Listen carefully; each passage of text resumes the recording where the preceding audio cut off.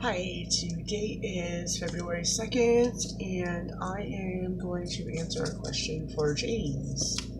It says, Hey Abigail, one of the first things that I had to deal with, which was the hardest, what's finding my new normal and also dealing with bouts of depression that comes with having a chronic illness. And he's saying that's a good place to start. Okay, so James, the hardest thing was right after diagnosis, learning that I had something that could not be cured and that I was going to ultimately die from, and that I needed to go on some really strong treatment. So my first treatment was Flolan, and I had 2 Hickman ports there, and I was on Flolan for 3.5 years until my doctor said that I was too far from a center to stay on it.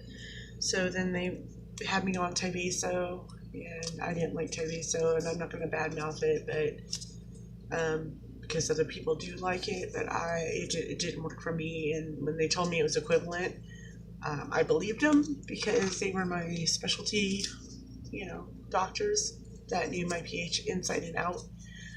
But obviously, it didn't work for me. Anyhow, so with depression, the first year was the worst. I cried every day. I know I cried every day. Mostly I cried to myself when nobody was around, or when I was in the shower, or, just by myself. I spent a lot of time reading in bed, and that was my first year. I was so depressed. I just read. That's all I did. I read and read and read and read. And then I would say the first 3 years were the roughest. 3 years, I was depressed a lot. And then I did go to conference, and conference did help. I met a lot of people. Of course, then I was a newbie, so I didn't know them when I met them until Facebook. It really helped. So doing Facebook support groups is really great. I have a few of them that I run. One of my favorites is the Sub-Q Remodulin support group that, in fact, James is in. And he knows what I'm talking about when I say we go through Hell Week with Sub-Q. And that's probably the most trying time would be during a site change, because you're like inflamed in incredible pain. Pain that is very hard. You can't really describe it because it's so horrific. It's the worst pain I've ever been in. I've had a child, and that's a piece of cake compared to this. So labor pains is nothing compared to this to me. To me, that's where I can feel about it. Some people don't react like we do, but a lot of us go through Hell Week, and it lasts anywhere from 5 to, I've seen 2 weeks. I've been to 2 weeks before, but usually it's about 9 days, and the peak is about day 5. Most painful. Those are trying times when you're in pain. Very trying times. Sometimes I say things I never mean, like, I'm just gonna die, I just want to die, things like that. I don't mean them, but when you're in pain, you say whatever. You say whatever. People annoy the crap out of you when you're in pain, and I really believe that you have the right to feel the way you do, and they have the right to feel the way they do. That's the way rights are. We work. We have a free country. We can say whatever we want. And, you express it however you need to. Now, I think a good outlet for people would be trying to go to maybe church, or, a physical support group. There's support groups out there for people like us with pulmonary hypertension. In person is way better than online, even though online really helps. I really love this group. I think everybody in it's awesome. I've never had any problems with anyone. Everybody's been awesome. Very supportive group. The best group there is hands down for me, is Sub-Q, and it's not just because Catalina and I started it, but because, well, actually, Catalina and Natalie and I Natalie's no longer with us, unfortunately. She was one of my support people. She was one of the people that made my days go by a lot easier. Her and Kevin and Catalina and, a few others, Linda and Sandy. I mean, I can name a whole bunch. But anyway, church is another good thing if you're religious, or if you were religious and you just couldn't go. I urge you to try doing something you like. Support groups, like I said, and physical support groups are way better, like in person, meeting other people like yourself. Conference. I want to talk about conference. The scholarship is there for first-time PHers who are new to it and never have gone. Well, they could have gone, but not on a scholarship. They will, look at your situation and your, how much money you have and stuff, and they're really good about it. And this is PHA, Pulmonary Hypertension Association, no affiliation, and I'm just telling you for your own. I think it's a great thing they do, because you get to meet everyone. You get to meet other people that you didn't know existed because we're so rare. And just to find someone like us is a great thing. It really is. It's helped me tremendously. It's helped so many others. So I urge you, the Pulmonary Hypertension Association puts on the International Scientific Conference, so people from all over the world can come. Children always can apply for a scholarship. There is no restriction on them. But if you're a new patient or you've never applied and you want to go to conference, I urge you to try. I really think that's a good thing. So finding my new normal was accepting myself for who I am and doing what I like. And my passion is to help people. And that's why I'm doing this video, because my husband's telling me, why don't you just do this? Why don't you do this? People like listening. And I thought, well, God, I don't want to seem arrogant, because I'm not. And I'm not stuck on myself. I'm really not. I really just want to help people. And I get, no big high out of it. I feel thankful for being able to share any of my opinions or thoughts, even though I urge you, whatever I tell you, you always go to your doctor first. I'm not a doctor, I'm not a nurse, even though I was going to school for one, but I didn't end up finishing because I got way too sick. Advice, you can always listen to advice, and always question everything. Don't take anything for concrete. You have to look into stuff. And I do urge everybody, if you have this disease, do not just rely on your doctors to tell you what it's about or what meds you take.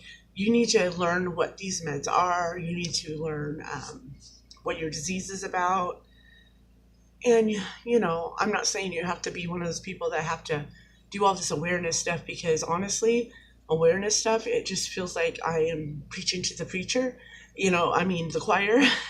I'm saying everything over and over and over and over to the same people, because it doesn't get out there. People, it's not that they don't care, there's just so much. There's awareness ribbon probably for dogs, I don't know, anything, or chewing bubble gum and spitting it on the sidewalk, who knows? But everybody has one, so it's kind of redundant. And people get tired of hearing that same stuff. So my thing is learn yourself. And if somebody wants to know about it, be my guest. I think it's great to inform people. I think educating someone, I think education is really important. I think that everybody can learn and needs to learn. And, I think that helps find your new normal. It's because when you understand something, and you have no choice.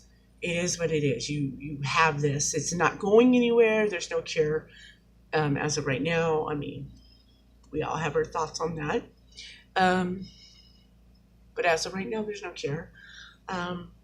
So you just have to find peace with yourself. Find peace and realize, I know some people believe, well, you have it for a reason. Maybe you are meant to, mentor others or whatever. Well, maybe, but that's, I think what it is it happens, and you just have to accept it and know that you can live long as you try. I believe if you try hard enough, and believe in it and stay positive, and I think that's a really important part of our therapy. It might not be, Western medicine. It might not be, a herbal remedy or any other, natural remedy, but it definitely is. When you're in a good mood, you ever feel like, you just feel that positive energy flowing through you. And when you're negative things seem to follow. So when you stay positive, I believe that helps heal. I mean, maybe not totally, because you do need medicine, but it definitely is a good thing to have, to stay very hopeful, very positive, and just accept who you are. And, you are who you are. You can't change that.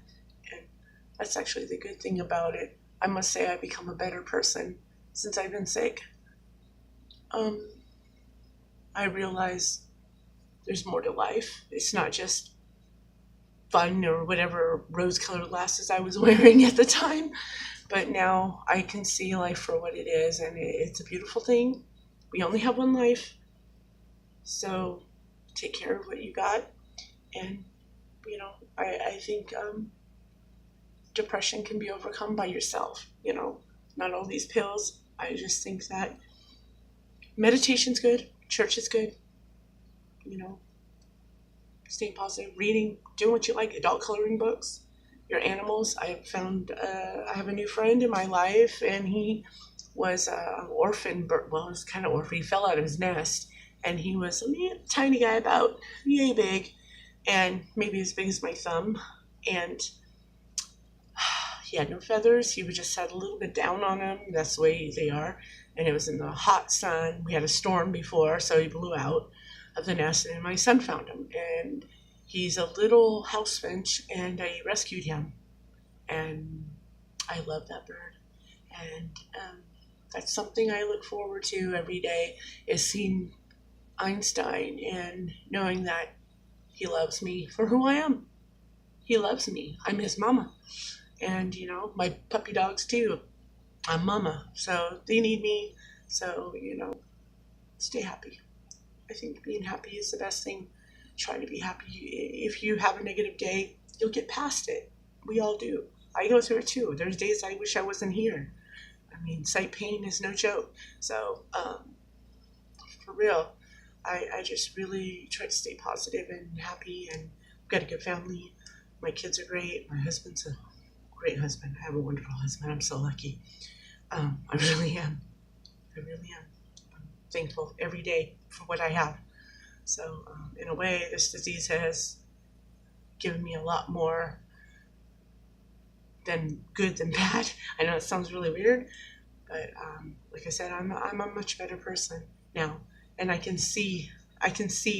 I'm not wearing rose-colored glasses anymore. I actually truly love people, and I love to help people, and not for self-gratification or, pompousness. I'm not pompous. I'm just normal. I'm just average girl. I'm just your average friend. So if you ever need a friend to talk to, I have Messenger. You can ask me. I'm more than happy to call you, or you call me, if you need help anytime. All right. Well, you have a good day, and I will talk to you later.